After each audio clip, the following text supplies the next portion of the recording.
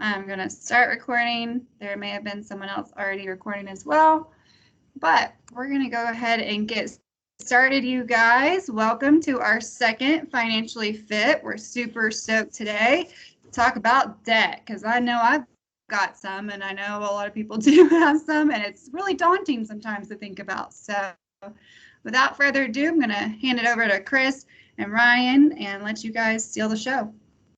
All right. Again, awesome. You mean steal the show again. So thank you so much. There you go. All right. I'll do the quick intro of Ryan here. So my name is Chris Brown, not the rapper. I know this is a slight resemblance to the guy you hear about on the news from time to time. So I work with Delta Community Credit Union. I'm in the business development department, and I am the liaison for basically anything Cox, Enterprise, Cox Communications, Manheim. I was actually wearing my Manheim auto auction shirt today, so decided to dress up a little bit for the occasion. But any questions you have about, free accounts, saving on loans, that kind of stuff, I'll put my information in the chat. Ryan and I partner up. He's on the community side of the team, and we do these financial education seminars. We just help out the community, and you guys are one of our best and strongest partners, so we appreciate you giving us the time to learn some stuff today. So without further ado, I will hand it over to the, as always, amazing, fantastic, stupendous, terrific, phenomenal Ryan Behrens. All right, that's enough. That's enough. All right, thank you guys so much for having us out again. I appreciate it. I am going to see if I can share my screen. All right, hopefully everybody can see that okay. But yeah, so again, thanks for having us out again this week. Really appreciate it. My name is Ryan Behrens. I coordinate the Financial Education Center here at Delta Community Credit Union, and the Financial Education Center is part of the credit union Delta Community's mission to really support our communities, to help our members, our business partners like Cox, the various communities we serve throughout Metro Atlanta, just understand their finances better. Get onto a path of financial wellness and achieve whatever financial goals you may have, and really just manage your money better. We're, again, like Chris mentioned, we have great products and services here at the credit union. We're the largest one in the state of Georgia. We're a nonprofit. We pass along our savings to our members through better rates, fewer fees, and things like that. But we don't want just people to open products and services and go about their day. We really want to help people understand how to, manage debt better, or save more, or, get on a saving and spending plan. And so that's really the mission of our department, the Business and Community Development Department, and the Financial Education Center, is to try and help people do that. So I've been in the industry for about 14 and a half years. I've worked for a large credit union before. I've worked for one of the big banks. And so I've worked with, I've been on, helping people on the individual level. I've, gone out to businesses and spoke to groups and things like that. So, it's just really a privilege for me to be able to do, what I'm able to do. So today we're going to talk about how to manage debt. If anybody has any questions, please feel free to drop them in the chat. I'll pull it up and try and keep an eye on them myself here, if anybody does have any. So, all right. So kind of like, what Amy alluded to, debt is, it can be a challenging thing, right? It can be a useful tool. Credit can be. I mean, if you use credit wisely, like if we want to, buy a home, or, further our education, or maybe start a business and things like that. But, it's also can have real negative effects as well, right? By getting into too much debt, or getting into the wrong kind of debt, like credit cards, or, unsecured debt, or payday loans and things like that. It leads to high interest rates, and, damage to your credit history, fees, legal action, bankruptcy, right? And not to mention the emotional consequences, the stress from money problems. Most people find, when they're in money stress, debt is a big component of that. And whether they get into debt from not having enough savings, or, living too extravagant of a lifestyle, or just living above their means, or something like that. A lot of people find themselves in debt. I don't know if anybody has not been, or I don't know, I don't think I know anybody personally that hasn't been in some situation at one point where they're like, man, I've got too much debt. I've got to get rid of this. It's, where they may have kind of got into that situation before. I mean, according to Experian, the average balance on a credit card is about $6,200, right? Most Americans are carrying around at least one. And so that's the kind of stuff where we really want to try to avoid, or if we've gotten in that situation to get ourselves out. See if I can slide. All right. So, you can see here, I kind of mentioned the negative impact, right? It can, it's easy to swipe a credit card or, go to the store. Oh, I'll put this on a card. I'll pay it off later, but then, the balance kind of creeps up. We find ourselves having too high balances. Not to mention that debt that we incur, it prevents us from buying other things, right? When we got a big chunk of our income going toward debt payments, then we can't use that income for saving or retirement or investing or doing the things we want to do, right? And not to mention the interest charges, right? That causes us to pay more than we should for an item. I mean, you can easily pay double on a credit card balance than what it costs you to charge for those items, right? If I charge $3,000 worth of items, I can easily have be paying back $6,000 to get that card paid off, right? So and of course, like I mentioned, medical problems because of stress, it can strain relationships, marriages, right? It can be a big negative. So we want to talk about today, just whether you think you're in too much debt or you think you're doing okay. Maybe you're fine with that. That's okay too. But maybe you just want to figure a way to pay it off more rapidly, right? So we can free up our money, our income to do the other things we want to do, and try to work toward those other financial goals, right? So, and that's the key. I'm glad we did budgeting first. It's really important before we start planning to manage our debt that we have a spending plan in place, right? We know how much income we're making. We know all of our expenses, monthly, daily debts, all of that good stuff first. That way we'll be able to know, right, just how aggressive we can be toward paying off debt or managing the debt we have. So there's a couple of challenges, right? It's usually pretty easy to get in debt. A lot of times it does not take very long to get into debt. But if debt was easy to pay off, then the world would probably look a lot different, right? So when you're making a plan to manage or pay down debt, just a few things to be aware of.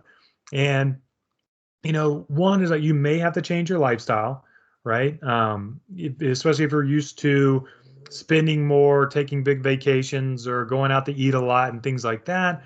Then if you're going to be serious about paying down debt, then, you're also going to have to be willing to forego maybe some of the things you're used to. All right. So it's not always easy. Kind of start small and gradually work your way down. But just be aware of that, and then you'll likely have to sacrifice for now. It requires sacrifice, like I kind of mentioned, saying no to certain things like the vacation, new electronics, or shopping, or something like that. And so you're gonna have to be strong in your resolve there, and as well as be aware too, high finance charges. That can take up a lot of your payment. Sometimes when we have high interest rate debt, it feels like we're trying to make payments towards something and we're just not chipping away at that balance. It's just taking so long to reduce that balance, right? Because we pay something down, the interest charges accrue again for that month. And it's like, oh, it's kind of like trying to, like snow ski uphill or something like that, right? So, we'll look for ways to reduce our interest charges or get around that. And, be aware of the fear of missing out as well, right? FOMO, it's tough, right? There's keeping up with the Joneses. You see your neighbors, you see people on social media, your coworkers, your friends, going out having fun, and you don't want to miss out on that, right? You want to take trips, you want to go out to nice restaurants and things like that. So just plan that you're going to have to run your own race. Keep your blinders on. Don't worry about what other people are doing, and just stick to your plan, right? Occasional indulgences here and there is okay. Just try to keep purchases small and meaningful. And I think a big one too, if you have a significant other or a family, or live with someone else, right? Then some other people may not support your wanting to change and pay off debt. And they may really support you, but some may be a bad influence. So keep that top of mind as well, that your significant other, kids, family, whoever is going to have to be on board with you, right? Because it can affect you or affect them as well. They're going to have to get used to maybe some changes around the house. So it's good to communicate that. And then, know that unexpected expenses will arise. It's guaranteed in life, right? Sometimes you're just going to have to deal with things you didn't plan for. That's why it's really important to have an emergency fund. It's something we highly encourage, to have a cash reserve, right? Some money in your savings account, just cash, savings account, money market, whatever it is, that will prevent you from having to go into more debt should something come up. All right. So critical, right? Spending plan, stay on a budget, make sure we have, if we don't have our full emergency fund of 3, 4, 5 months of our expenses in there, that's okay. You can start small. Just try and put a little bit in there to act as a buffer. And know too that there's really not a magic bullet for getting rid of debt. It can take a long time, depending on how high a balances you have and how much debt. So sometimes it can take, months to several years, right? So just know that it's a marathon for the most part. It's not a sprint, and that you just, again, you have to kind of stay motivated, give yourself progress check-ins, and look back on periods and kind of try and keep up with, hey, how much progress am I making? And then hopefully if you see that, will help keep you motivated, right?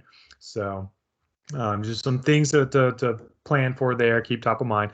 And again, I'm happy to send a copy. I think we did this last week. I'll send a copy of the PowerPoint, the handout, to Amy after the webinar.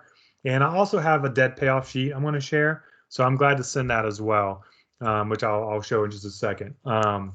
So let's say, all right, cool. Whether I'm in a lot of debt and I really got to be diligent about this, or if I'm just, maybe I'm doing okay. I've managed my debt well, but hey, I still want to see, how could I pay this off a little quicker, even though I'm doing okay, right? Either one of those, it's good to make a debt payoff plan.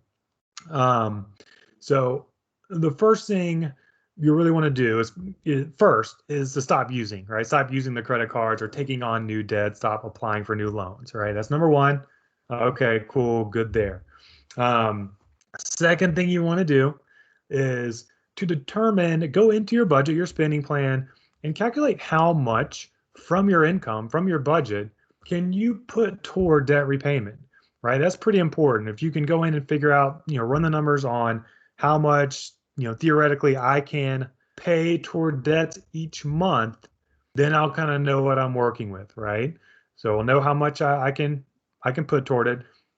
Third part, we want to gather the information for all of our debts, right? We want to make sure we get our, whether we go online, pull our information, we get our statements together, right? We got to know how much we owe, the interest rates, what are the minimum payments, the types of debt in the creditors, right? Who do we owe as well, right? So we'll need that information. And then once we have that, I'm going to go over in just a couple slides about what we can do as far as plugging in all that information, right? So we'll go in, list details for everything. And once we have our details entered, then we prioritize, decide which action we're going to take, and prioritize how we're going to pay them off based on, what kind of method will work best for us. And so after that, we've got our plan set. We're going to set up, make sure we're including those payments in our budget, and we're just going to make sure we're scheduled to pay them off every month, right, religiously, whether that's setting up an automatic payment through our online banking system, et cetera. But we're going to make sure we're ensuring that we're going to send these debts off, right, as soon as we can, right, every month. All right. So a couple of methods, right? Once we've gathered all our information, we kind of know what we can do as far as paying it off, how much we can allocate from our income. We want to decide, all right, which one of these debts should I attack first, right? What order should I pay them off? Well, one of the more popular methods here in recent years has been the debt snowball, right? It's been made famous by Dave Ramsey. I don't know if you guys have heard of him before, um, but it's been around for a while, and it's been proven to be pretty successful. For the debt snowball, we want to make sure we've got enough covered or enough budgeted to cover all of our minimum monthly payments. Then we're going to arrange all of our debts in order of the smallest balance to the highest balance, right? So, I've got 3 credit cards of $500, $2,000, and $4,000. I'm going to line them up $500 first, then 2, then the 4,000, right? So, and then once I do that, I'm going to make sure those 2 higher balances, whatever the higher balances are, I'm at least covering the minimum payment on those, right? In this example, my $2,000 balance and $4,000 balance, I'm going to pay the minimum on those while allocating every other extra dollar that I had toward that $500 balance until that one is paid off. And so once I pay that small balance off, I then roll or snowball that payment, right, into the next highest, which in this case would be the $2,000 balance card, right? And then while making the minimum on the other one. And once that's paid off, go ahead and roll everything up to the highest balance, right? If that makes sense. So it doesn't matter what interest rates are on the cards. It's just we're strictly going by the how much we owe. And so this method's been proven to be pretty successful because people see the motivation, right? They go, it streamlines things for people quicker. They'll go from, all right, I went from 3 debts to 4. I'm sorry, 4 debts to 3, 3 debts to 2, and so on, right? We can see, a lot of times people can see their progress quicker. And so they stay motivated to keep doing it. So there's some psychology studies on it that's shown has been pretty successful to do that. The second method is very similar, but it's called the Avalanche. And again, we're going to line our debts up, but instead we're going to order them in from the highest interest rate first to the lowest interest rate, right? So we put all the money we can in our budget toward the highest interest rate debt that we have, pay that off while making the minimum payments on the others. And then once that first one's paid off, then roll it to the next and roll it to the next. All right, this one mathematically will save you the most money, right? Because we're paying off our high interest rates first. And so, the only thing is to keep out a lookout for is, if the high interest rate debt you're paying off, if it feels like you're not making progress, or if it feels like, you're not getting anywhere, you don't want to get discouraged and then just completely give up, right? So, based on, your personality or what you think would work best for you, you can use one other of these 2 methods, right? So, and there's a couple. I mean, you can go by, you can do the same way with, I say I want to do all my unsecured debt first, right? Which typically has the highest interest rates anyway, right? I'm going to pay off the credit cards first, then I'm going to move toward my student loan, then I'm going to pay off my car loan, and you can do it that way too. But as long as we're kind of making sure we're picking one to kind of prioritize and really attack as best we can. All right. So I'm going to see if this works. I'm going to see if I can share spreadsheet. I know we did a spreadsheet last time. I know y'all love spreadsheets. So I'm going to show you another one here. And again, this is an example. I'm happy to send it out. You can go online and find similar calculators, right, as this. So you don't necessarily have to use an Excel spreadsheet. You can use like an online calculator. There might be something in your own online banking system that you use that has something like this. But so as an example, all right. So for this one, I've gone in and done my budget, right? So let's say I've got $400 to pay toward debts, right, out of my budget each month. All right, I'm going to go in and list a couple different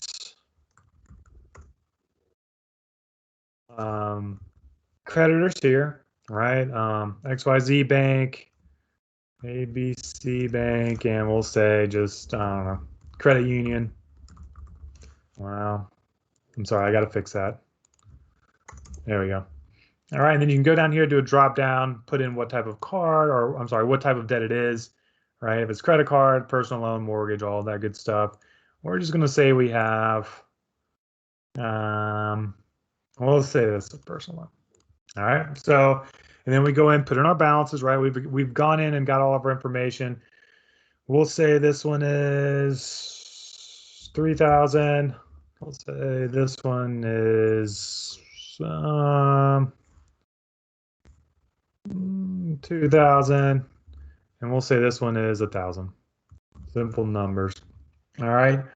And so we'll say this one, and then we go in and put our interest rate. We'll say this, the banks, they got to have the highest interest rate, right? So we'll say this one is 20%. We'll say this one is 16%. And we'll say the credit union loan is 9%. All right. So we've got that information there. Then we also look at, okay, what's the minimum that I owe on all these debts? All right. So we'll say 3,000. That's probably around, yeah, we'll say $60. And this one will be around 40. We'll say the minimum on this one is 30. Why not? All right. So now that we know everything we have, right? Our balances, our interest rates, what the minimum is for each. We'll see up here, right? We know this is our total balance we're going to pay off. This is the minimum that we owe each month in payments for our debts. Now we're going to look at and decide, all right, which one of these debts do we want to pay off first? And sometimes I like to go ahead and put in here the minimums as well. We're going to make these adjustments, right? We're going to make these adjustments here. So let's say we want to use the snowball, right? So we want to use the snowball. We're going to go with the lowest balance first. So we can come up here, check this drop-down box. We're going to order it by the smallest to the largest. All right. So smallest to the largest. And so we know we have $130 here, right? Minimum, but we have $400 to pay off, to pay toward that. So that leaves us $270, right, to put toward these debts. So I'm going to put my $270 here for that personal loan because it's the smallest balance, which will be $300, right? And now we know what's paying off, right? These two numbers are equal. I'm paying this off. I know in 3 months I'm going to have this personal loan paid off, right? And you can fill this out if you want to. You don't have to, but so all right, 3 months, cool. And then as the months go by, I pay that off. I go back in here. I know I don't owe anything here, but I'm taking that $300, right, that I had here, and so I'm rolling it to the next one, which means I'm going to be paying $340. By this time, maybe this balance is down to 800, all right, 2,900, whatever. You can update your info as you go along, but right. So okay, cool. Now, about 6 months later, I'm going to have this debt paid off as well, all right. And then the same thing, just right. You pay that off. And then we put the whole 400 to this debt, and now we've got 8 months there. All right, so 3, 6, 8. So we're looking at maybe 16, 17 months. We'll probably have all those cards paid off. Right, so this kind of helps you keep on track and kind of helps you make decisions on what you want to kind of aggressively pay toward. And you can do the same thing too. If you want to, let's say you want to do the Avalanche highest interest rate. You can go down here to interest rate, the largest to smallest. And we know, right, that we have the $400, which means we got the extra 270. Plus, what we got, 2, 3, 30. There we go. So I'll know I'll have this highest interest rate paid off in 10 months there.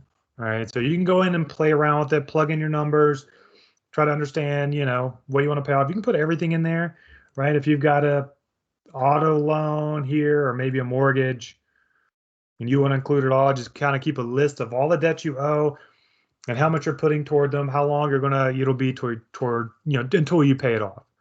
So, all right. So it's just something there to kind of help guide people. Let me know if you guys have any questions on that.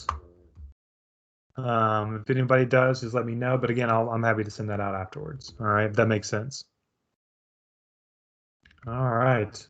Nope, wrong one. Hold on one second, guys. All right. So, all right, I've plugged everything in, right? I'm starting my plan to pay off my debts. Now, what if I put in everything and it's like, this is a lot, right? This is going to take me maybe years, or God, it feels like I don't have enough money to put toward these debts.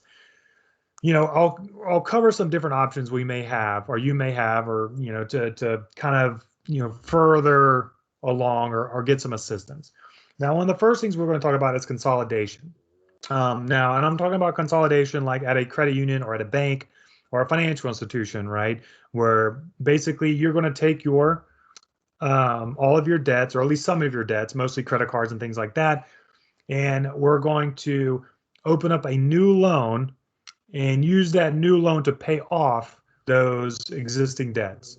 So instead of having those, I open a new personal loan or whatever it is, consolidation loan, I pay off my 3 credit cards.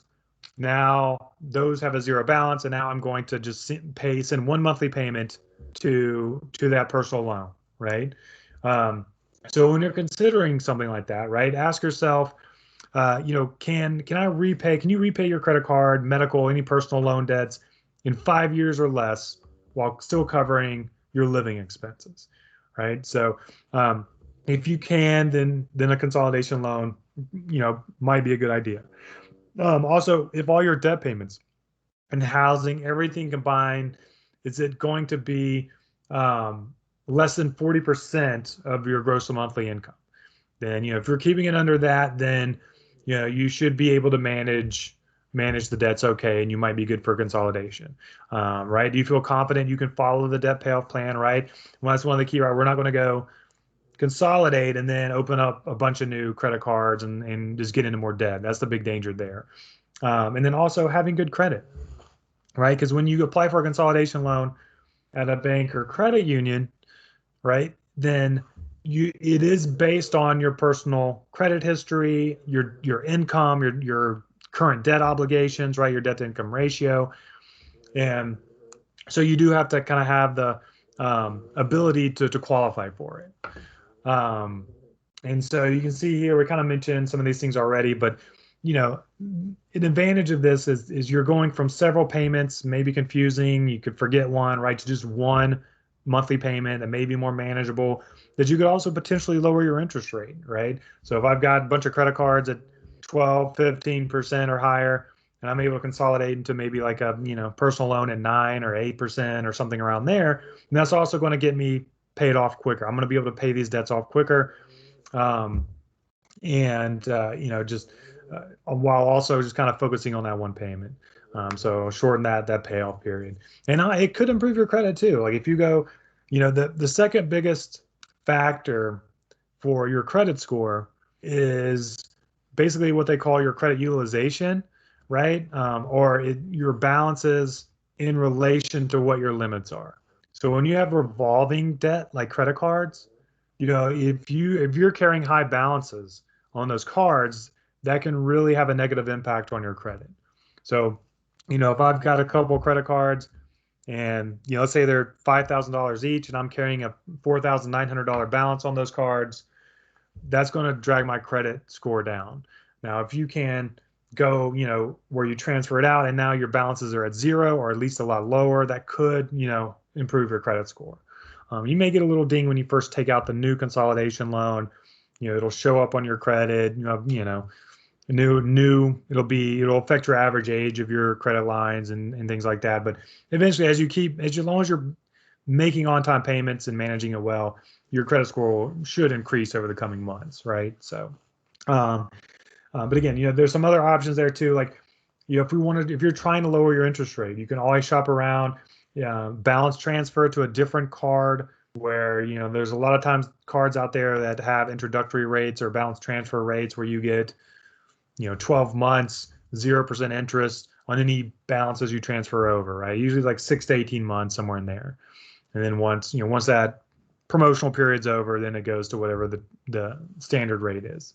But it can help, like lowering, like cutting out a 15% interest, on your payments can make a huge difference. I don't know if anybody has student loans right now, but with the way how the government has deferred payments, right, and you can still make payments with no interest is accruing on it.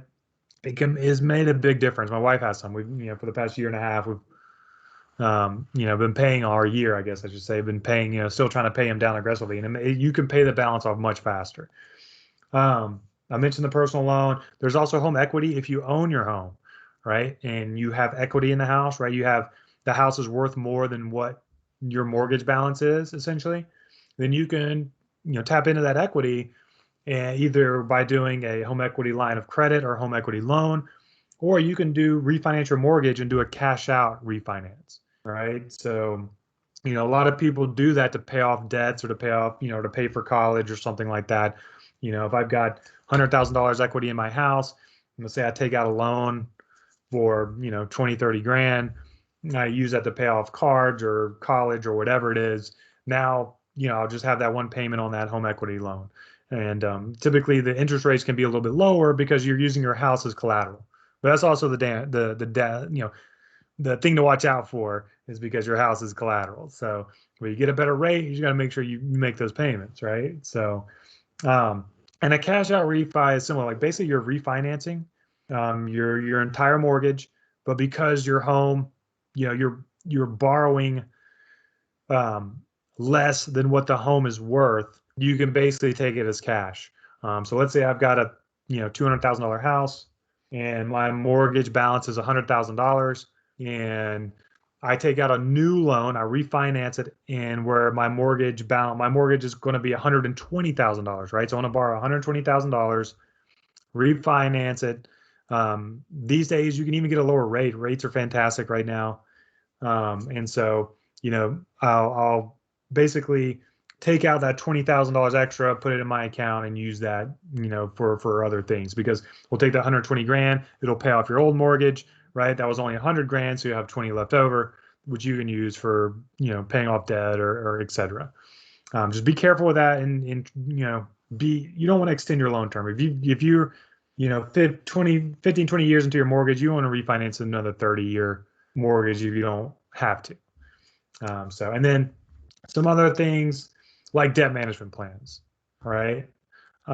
So debt management plan is something that you can consider, right? If you're really having trouble paying your credit card bills every month or your debts every month. A debt management plan is something usually from a nonprofit or credit counseling agency where you enter into an agreement with them, right? You go to them and then they enter into agreements with your current creditors on your behalf. And so it's similar to a consolidation in the fact that the nonprofit will work with your creditors. They speak to them, enter these agreements, and then you just send one payment each month to the person or the company that's running the debt management plan, and then they disperse it to your creditors. All right. So this plan, it typically, it lumps everything to a single payment. A lot of times they can sometimes they can cut your interest rates down, right? If they negotiate a little bit or enter in a certain agreement. It can kind of give you, right, typically usually like a structured path, usually, 3 to 5 years. They'll try and make sure you're paid off by then. And, because you're repaying your original debt, right? A debt management plan, right? It's has much less effect on your credit score than like if you did like a debt settlement with collections or, filed bankruptcy, right? So before you do something like that, you might want to really consider a debt management plan. If one of your other options is, hey, I'm just going to settle with these collection agencies or do a debt settlement with a company, or I might file for bankruptcy. It doesn't hurt to speak to somebody about a debt management plan to see if it's something that might be right for you.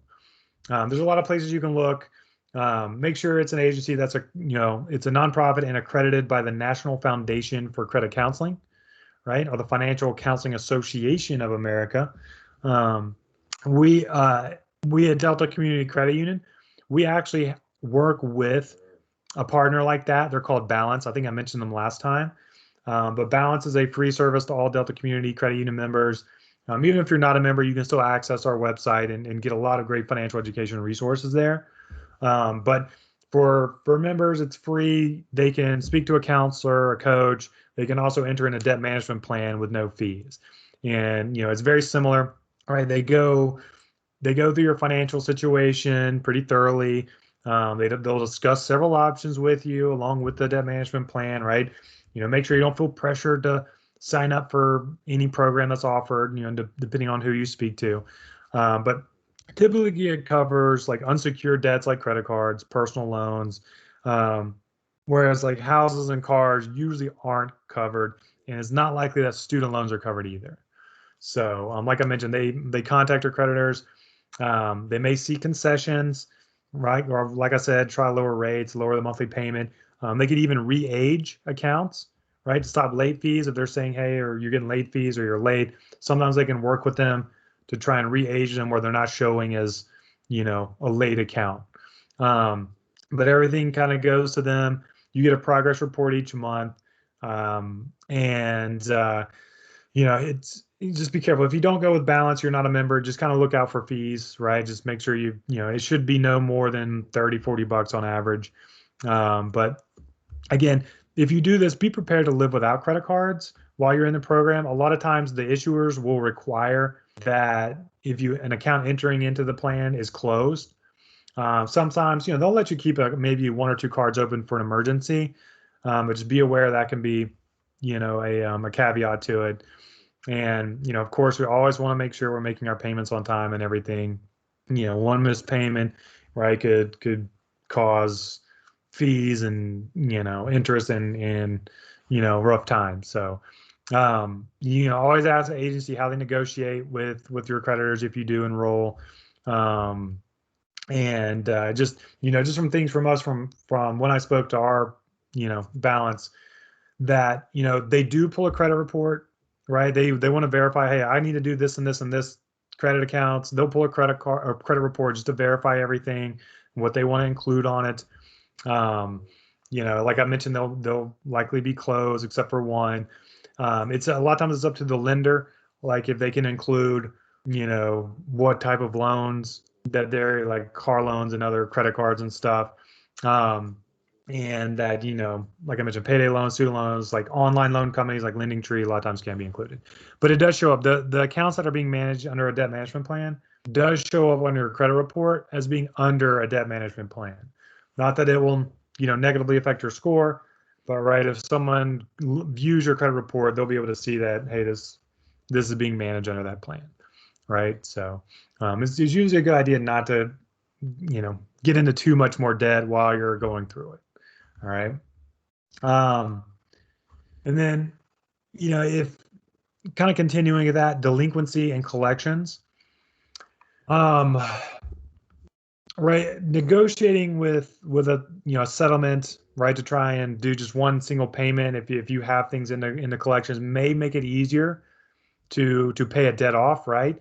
But what you want to avoid doing is you never want to try to negotiate or settle with a credit account, right? Whether it's a card, a loan, or something that's just late, right? Because if you settle while it's just maybe it's like a 60 or 90 day late or something like that, then a lot of times when if they do agree to a settlement, it'll be shown on your credit report as like partial payment instead of paid in full, right? Or, there's some other technical terms I can't remember, partial payment. Paid for less than the balance owed, Ryan. There you go. Yeah, stuff like that, right? So, you want to avoid that. Now, if the card or loan is already gone to collections, then, the damage is done, right? Once it's in the collections, it's pretty much done as far as the severity of the damage for that particular loan or card. So then, that's when you might want to consider negotiating, right? But if you do, you can do it on your own for free, right? You don't have to have a credit company, or anything like that do it on your behalf. But, just if you do, just, contact the collection agency or your creditors, let them know, explain your situation, be nice, and, try and negotiate, whatever, have a number in mind that you're willing to pay, and then start off lower than that, right? And then kind of try and maybe meet them somewhere in the middle. You can usually pay about 30% of the balance owed to the creditors because they're paying for your collection for pennies on the dollar pretty much. So Anything they get is just going to be a bonus for them. So, but yeah, Right. you can always, like Ryan said, start really low. If you owe 500, maybe start at about 50, and kind of go from there. But you definitely want to get that off your credit report, sooner than later. So, because Yeah. Ryan, remember the one I had? I had a collection back in the day. Went to buy a car with my wife, and she got a much better rate than me. We usually run neck and neck on our credit score. So pulled the credit report, looked, and my credit score was about 100 points lower than hers. So we found out there was I guess kind of a bogus collection for $2.10 on my credit report from J.C. Penney for something that wasn't even me, but I didn't keep up with monitor my credit. And it went to a collections agency. By that time, they pretty much just wrote it off. But yeah, you have to be wary about these these collections. They'll drop your score pretty quick. So. But yeah, I didn't really have to do any kind of negotiations for that settlement. They just they wrote it off. So Yeah, you gotta send a dispute on that one. And that's why it's important to check your credit report.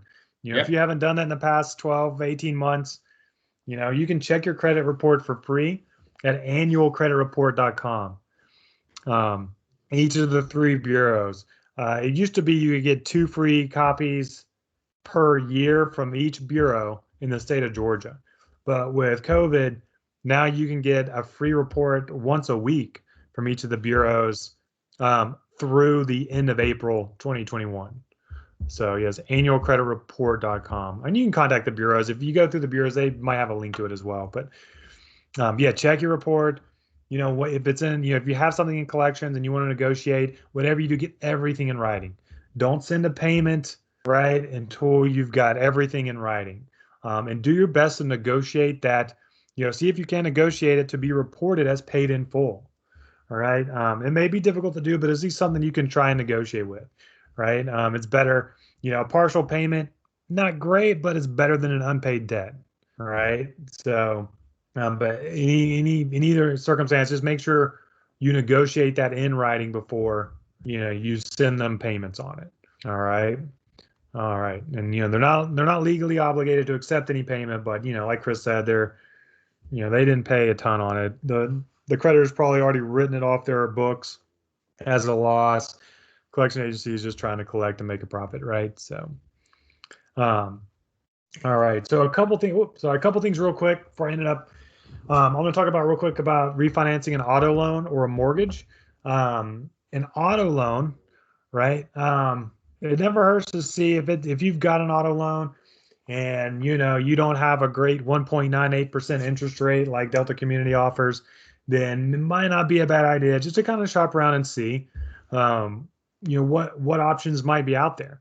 And you can decide that by determining, hey, should I refinance my car? And one, if you see rates dropping, if interest rates have dropped since when got your auto loan, might be a good time, right? Federal Reserve has lowered the federal funds rate. Prime is very low now. So, it's a good time to borrow. They're trying to stimulate, consumer spending. So rates are really good right now. So you got a better option of possibly lowering the rate. Also, if you need to improve a dealer sourced loan, right? We're not going to hold that against you that you didn't get pre-approved and you went into the dealership and, saw a car, you liked it too much, and then you just wanted to get out of there in that car that day, right? I've been there.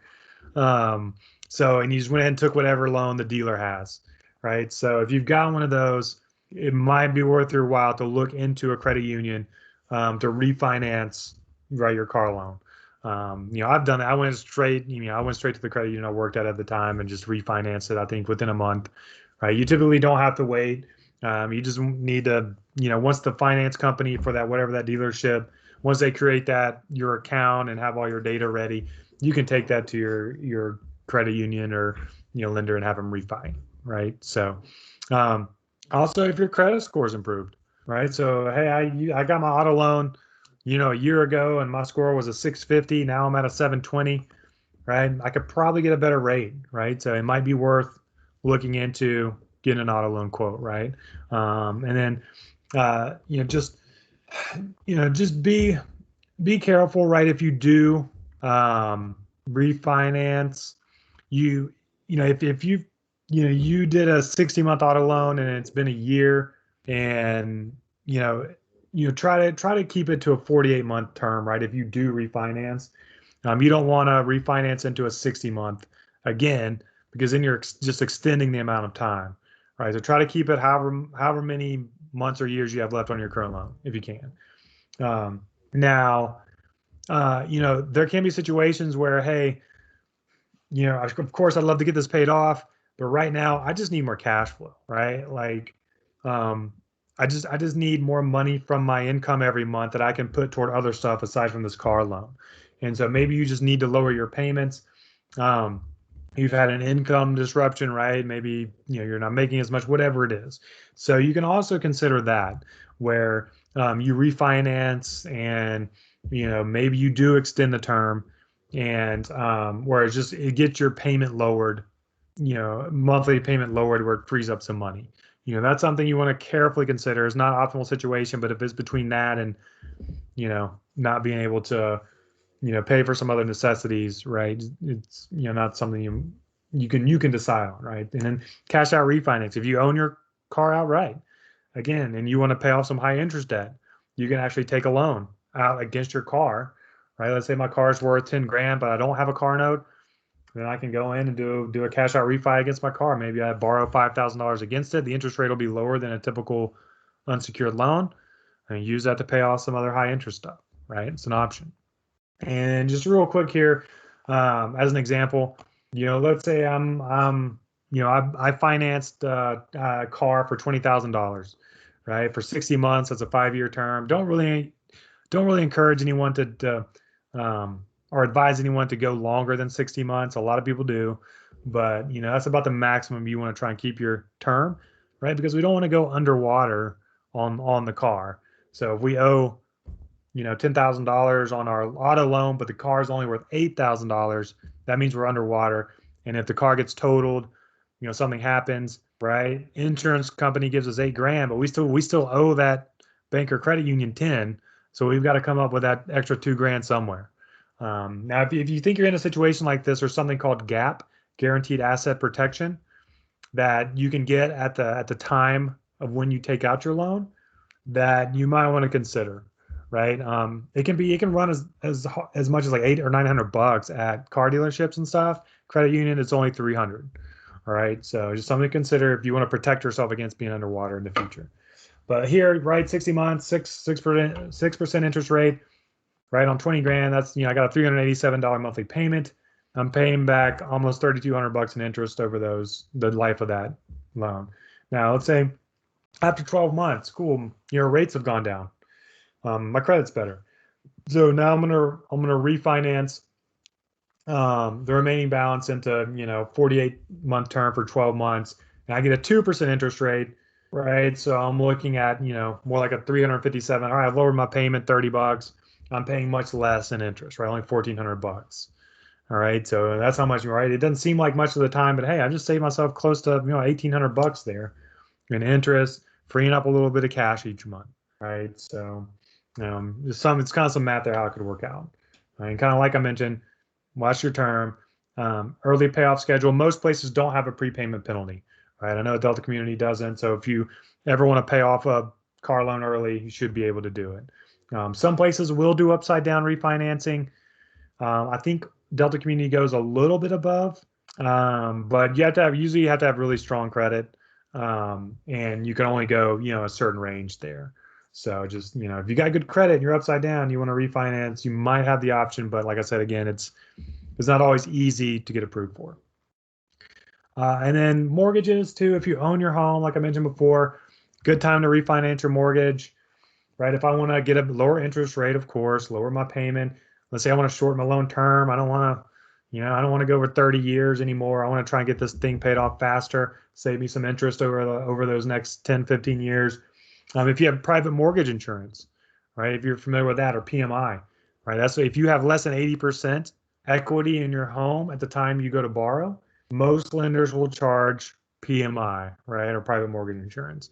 And it's just kind of an extra payment, a little extra money you pay each month to kind of safeguard, right, the lender from the extra risk they're taking on, right, in case someone defaults and they need to foreclose or auction off the house or something, right? So, but in any case, once if you do have PMI, once your equity hits that 80% range, it should automatically drop off.